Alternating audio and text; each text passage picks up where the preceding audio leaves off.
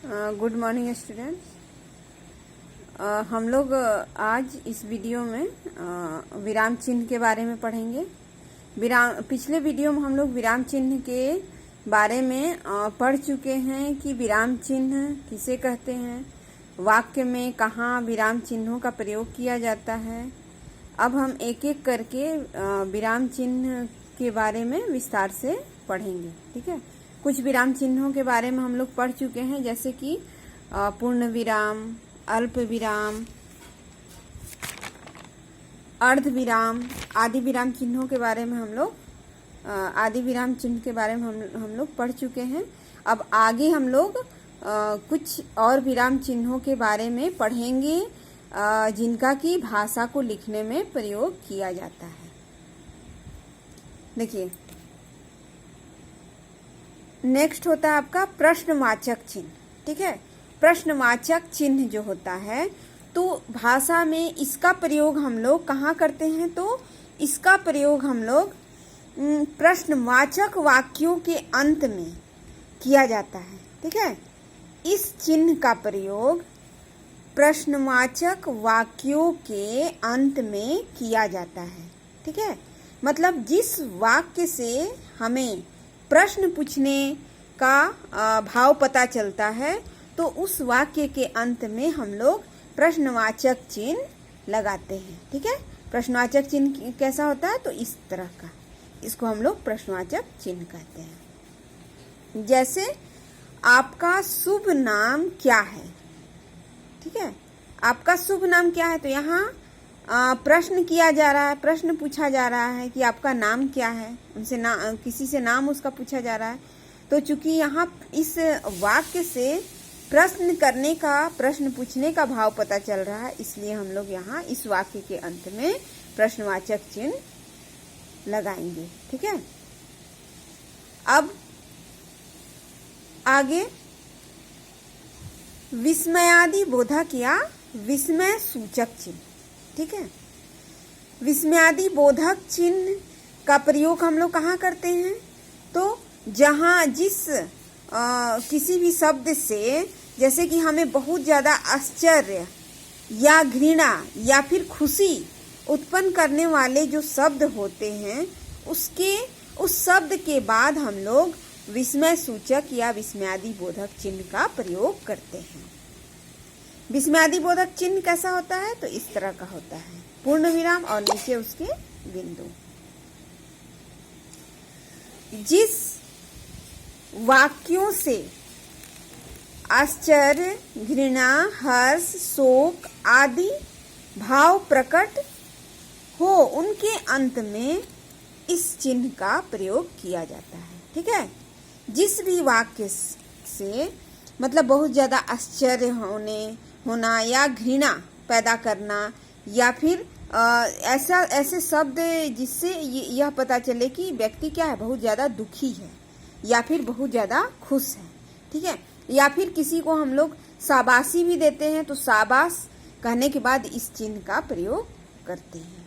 ठीक है, जैसे आपका हो गया, वाह कितना सुंदर बागीचा है।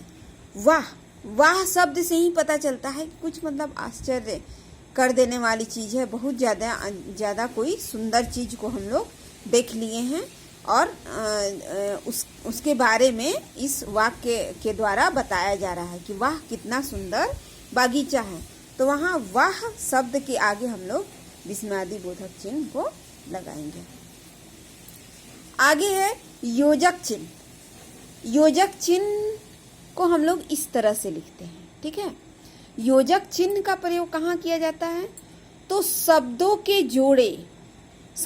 जोड़े में अथवा शब्द को दोहराने में जिस चिन्ह का प्रयोग किया जाता है उसे योजक चिन्ह कहते हैं। ठीक है, योजक चिन्ह का प्रयोग हम लोग कहाँ कहाँ करते हैं वाक्य में, तो जहाँ शब्द युग में शब्द के जोड़े देखे जाते हैं, या शब्द को वाक्य में हम लोग किसी शब्द को दोहराते हैं, या फिर किसी चीज से किसी की तुलना की जाती है। ठीक है, तो वहां पर हम लोग योजक चिन्ह का प्रयोग करते हैं। जैसे आपका हो गया माता पिता, ये क्या सब वाक्य में ज़्यादातर इन शब्दों का इस्तेमाल हम लोग एक साथ करते हैं, ठीक है। तो यह एक शब्द युग में शब्द का जोड़ा है, तो इसके बीच में हम लोग ये योजक चिन्ह का प्रयोग करेंगे। चाचा चाची, धीरे धीरे, तरह तरह, ठीक है। तो जैसे कि यहाँ हम लोगों ने धीरे धीरे शब्द को दोहराया है, तो इसके बीच भी हम लोग योजक चिन्ह लगाएंगे। उसी तरह से जैसे कौन सी चीज़, जैसे किसी चीज़ से किसी की तुलना कर रहे हैं, जैसे दूध सी सफ़ेद या फिर कोयले सी काली, तो कोयले सी के बीच हम लोग योजक चिन्ह का प्रयोग करेंगे, ठीक है, क्योंकि वहाँ कोयले के रंग से किसी चीज़ के रंग की तुलना की जा रही है। तो योजक चिन्ह का प्रयोग हम लोग कहाँ करते हैं? तो एक तो शब्दों के जोड़े, दूसरा शब्द को दोहराने में, और तीसरा जहाँ तुलना करते हैं किसी चीज़ से किसी की। आगे हम लोग देखेंगे कोष्ठक चिन्ह, ठीक है। कोष्ठक चिन्ह भाषा में हम लोग ज़्यादातर इस कोष्ठ का प्रयोग करते हैं, ठीक है, इस कोष्ठक का। इसका प्रयोग हम लोग कहाँ करते हैं? तो कोष्ठक चिन्ह का प्रयोग वाक्य के बीच में आए कठिन शब्दों के अर्थ लिखने अथवा नाटक आदि में निर्देश देने के लिए किया जाता है, ठीक है। जैसे हम लोग वाक्य लिख रहे हैं, वाक्य में कोई कठिन शब्द आ जाता है, तो उसको किसी और अर्थ में हम लोग प्रदर्शित करते हैं, उसका एक और अर्थ हम बताते हैं, तो वहाँ पर हम लोग कोष्ठक का प्रयोग करते हैं। जैसे कि किसी व्यक्ति का नाम भी हो जाता है, तो अगर उस व्यक्ति को हम किसी और नाम से भी जानते हैं, तो उसका नाम लिखने के बाद कोष्ठ में उसका जो एक और नाम है उसको हम लोग लिख देंगे। इस तरह से कोष्ठक का हम लोग प्रयोग करते हैं। जैसे कटुभाषी के साथ कोई भी रहना नहीं चाहता, ठीक है। कटुभाषी, तो ये शब्द जो है ज़्यादातर बहुत लोग जो हैं वो इसका अर्थ नहीं समझ पाएंगे, तो इसका एक सरल अर्थ हम कोष्ठ में यहाँ लिख दिए हैं। कड़वा बोलने वाले, कटु मतलब कड़वा और भाषी मतलब बोलने वाले, तो कड़वा बोलने वाले जो लोग हैं उनको हम लोग कटुभाषी कहते हैं। उसके बाद है लाघव या संक्षेपक चिन्ह। तो लाघव या संक्षेपक चिन्ह, संक्षेपक मतलब कि शब्द को संक्षिप्त करना, छोटा करना, ठीक है। लाघव चिन्ह का प्रयोग हम लोग कहाँ करते हैं? तो किसी शब्द को जब छोटा करना होता है, छोटा करके हम लोग दिखाते हैं, तो वहाँ पर हम लोग लाघव चिन्ह का प्रयोग करते हैं। लाघव चिन्ह कैसा होता है? तो इस तरह का होता है, जहाँ संपूर्ण शब्द न लिखकर केवल उसका संक्षिप्त रूप ही लिखा जाए, वहाँ लाघव चिन्ह का प्रयोग किया जाता है, ठीक है।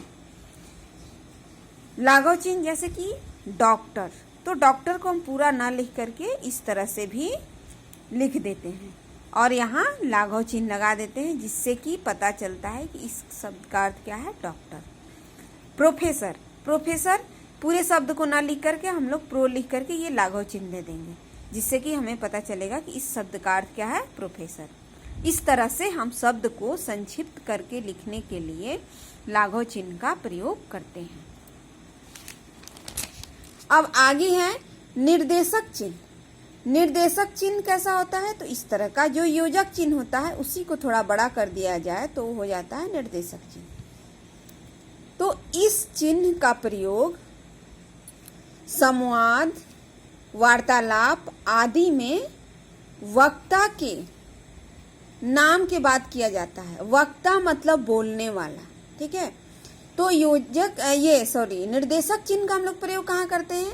जैसे कि निर्देश मतलब कि ऐसा निर्देश दिया जाता है, जैसे कि किसी के कहे हुए शब्द, जैसे यहाँ है राम, राम लक्ष्मण से कहते हैं लक्ष्मण तुम सीता का ध्यान रखना, ठीक है।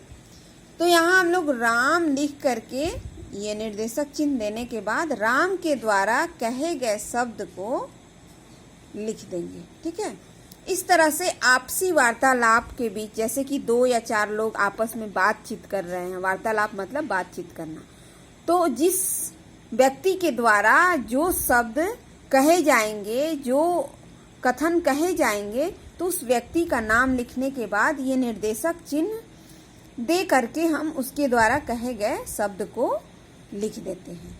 इस तरह से इस निर्देशक चिन्ह का प्रयोग होता है। निर्देशक चिन्ह का निर्देश देने के लिए भी, जैसे कि हम लोग ये मतलब कि किसी के द्वारा निर्देश दिए गए, किसी के द्वारा निर्दिष्ट कहे गए शब्द को लिखने के लिए हम लोग निर्देशक चिन्ह का प्रयोग करते हैं। आगे है विवरण चिन्ह। विवरण चिन्ह क्या होता है, कैसा होता है? तो विवरण चिन्ह निर्देशक चिन्ह के जैसा ही होता है, उसके आगे 2 बिंदु लगे होते हैं। इसको हम लोग कहते हैं विवरण चिन्ह। विवरण मतलब कि किसी भी शब्द को हम लोग लिखते हैं तो इस चिन्ह को जब हम लगा देते हैं तो इससे हमको पता चलता है कि इसके आगे क्या, इसके बारे में हम लोग विस्तार से बताएंगे। ठीक है, जो भी हमारा टॉपिक होगा उसके आगे हम लोग इस चिन्ह को जब लगाते हैं तो इससे क्या पता चलता है कि इसके बारे में अब हम लोग विस्तार से पढ़ेंगे या विस्तार से लिखेंगे।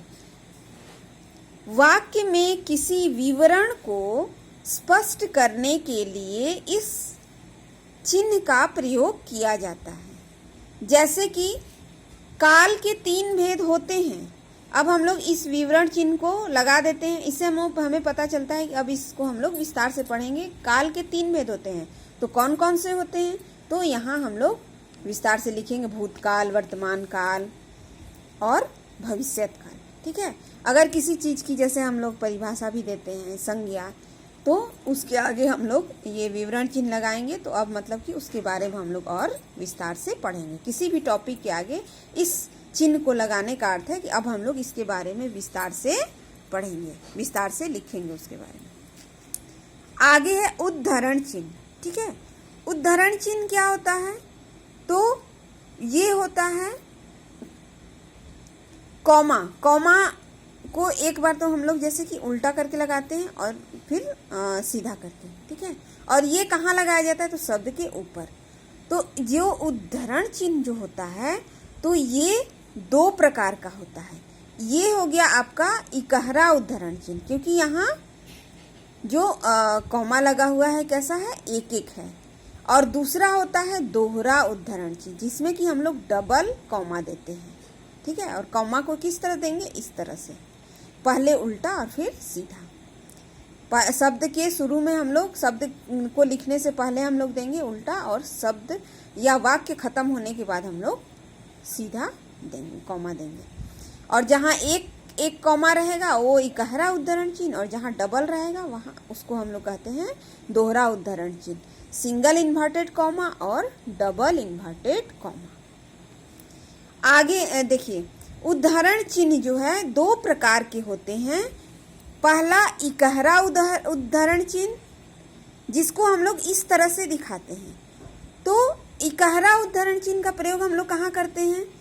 तो प्रसिद्ध व्यक्तियों के उपनाम, प्रसिद्ध कृतियों, वाक्य में प्रयुक्त लोकोक्ति या कहावत में या किसी शब्द को हाईलाइट करने के लिए इस चिन्ह का प्रयोग किया जाता है। जैसे कि इकहरा उद्धरण चिन्ह का प्रयोग हम लोग कहाँ करते हैं?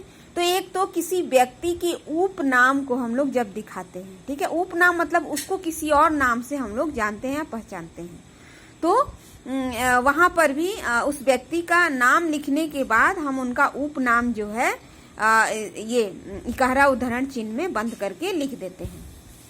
दूसरा हो गया प्रसिद्ध कृतियों, मतलब कि प्रसिद्ध पुस्तकों के नाम हम लोग जब लिखते हैं, रचनाओं के नाम लिखते हैं, तो उसको भी हम लोग लिख करके, उसके नाम को लिख करके उसको इकहरा उद्धरण चिन्ह में उसको बंद कर देते हैं। वाक्य में प्रयुक्त लोकोक्ति या कहावत, जैसे हम लोग कुछ कहते हैं ना कि चोर को पुलिस को देखकर चोर 9-2-11 हो गए, तो 9 2 11 जो है एक क्या है, ये मुहावरा है। तो उसको हम लोग वहाँ ये वाक्य में दिखाने के लिए इकहरा उद्धरण चिन्ह के अंदर उसको हम लोग बंद करेंगे। ठीक है, इस तरह से जहां भी वाक्य में हम लोग लोकोक्ति या कहावत का प्रयोग करते हैं तो उसको इकहरा उद्धरण चिन्ह के द्वारा वाक्य में दिखाते हैं।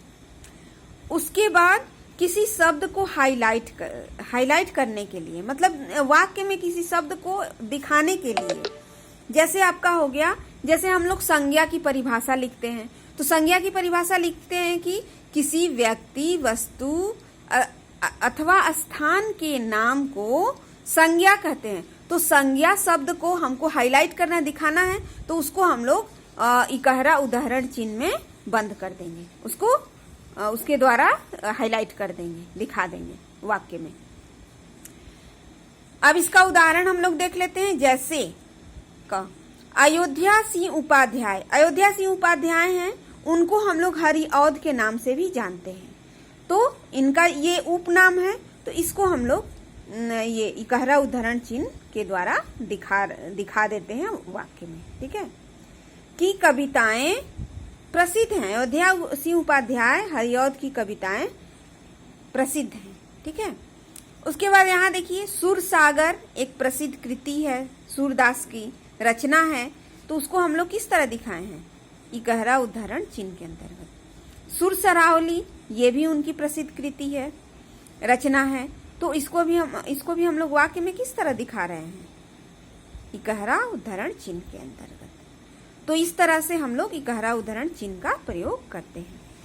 अब दूसरा इसमें होता है आपका दोहरा उद्धरण चिन्ह। दोहरा उद्धरण चिन्ह का प्रयोग कहाँ होता है, इसको हम लोग दिखाते किस तरह है, इस तरह से, और किसी की कही हुई बात को ज्यों का त्यों लिखने हेतु इस चिन्ह का प्रयोग किया जाता है। ठीक है, जैसे किसी के द्वारा कही हुई बात को हम लोग जब ज्यों का त्यों दोहराते हैं, उसको ज्यों का त्यों वाक्य में लिखते हैं, तो उसको वहां पर हम लोग दोहरा उद्धरण चिन्ह का प्रयोग करते हैं। जैसे जवाहरलाल नेहरू ने कहा आराम हराम है, तो हम लोग ये जवाहरलाल नेहरू के द्वारा कही गई बात को ज्यों का त्यों हमें वाक्य में दिखाना है, लिखना है, तो हम लोग इसको डबल इन्वर्टेड कॉमा दोहरा उद्धरण चिन्ह के अंदर इसको हम लोग दिखा करके इसको हाईलाइट करते हैं, इसको दिखाते हैं वाक्य में।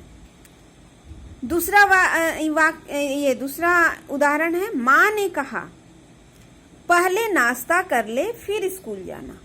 तो माँ के द्वारा ये कहे गए शब्द कोई और दोहरा रहा है, कोई और हमें बता रहा है, तो माँ के द्वारा कहे गए शब्द को हमको ज्यों का त्यों बोलना है, बताना है, तो हम लोग इसको दोहरा उद्धरण चिन्ह में ये बंद करके इसको वाक्य में दिखाएंगे।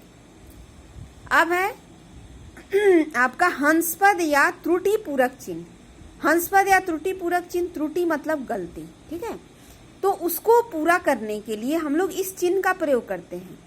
ये चिन्ह कैसा होता है, इस तरह का होता है। ठीक है, तो लिखते समय जब वाक्य में कोई शब्द या अंश छूट जाता है तो इस चिन्ह का प्रयोग कर उसे ऊपर लिख दिया जाता है। ठीक है, जब भी वाक्य को लिखते समय हमसे उसका कोई शब्द या अंश गलती से छूट जाता है तो उसको हम लोग हंसपद चिन्ह को लिख करके लगा करके ऊपर में लिख कर दिखा देते हैं।